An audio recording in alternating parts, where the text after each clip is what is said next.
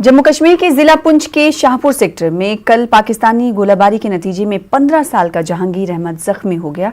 उसे कल देर रात पुंछ शहर के राजा सुखदेव सिंह अस्पताल मुंतकिल किया गया, जहां उसका इलाज और मुआलजा जारी है। उसका पैर जख्मी हो गया है। मुसलसल गोलाबारी की वजह से कई घंटों तक जहांगीर को अस्पताल मुंतकिल नहीं किया जा सका। जहांगीर के वालिद मोहम्मद कबीर ने बताया है कि कल सुबह से ही शाहपुर सेक्टर में पाकिस्तान की जानिब से गोलाबारी की जा रही थी। शाम तकरीबन 6 बजे जहांगीर जख्मी हुआ।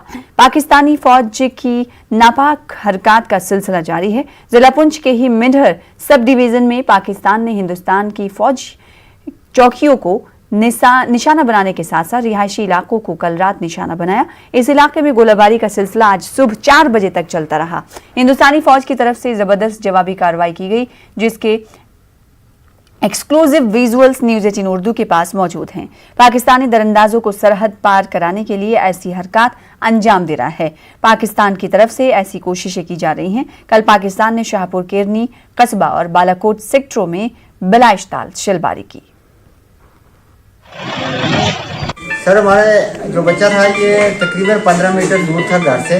फायर दोबारा शुरू हो गया और उसमें बच्चा जो है वो अंदर भागने की कोशिश कर रहा था। अंदर भागना शुरू किया तो भागते भागते इसको चोट लग गई सर। फायर पाकिस्तान की तरफ से आया ना सर। पाकिस्तान का जो है वो बेस्ट स्मार्ट शेलिंग करता है पाकिस्तान हमारे ऊपर।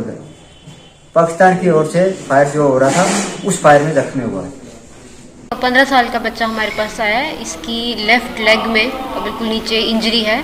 अभी हम इसको स्टेबलाइज कर रहे हैं, इंजेक्शंस वगैरह दे रहे हैं, ड्रेसिंग हो रही है। इसके बाद एक्सरे करवाएंगे तो फिर फर्दर देखेंगे क्या।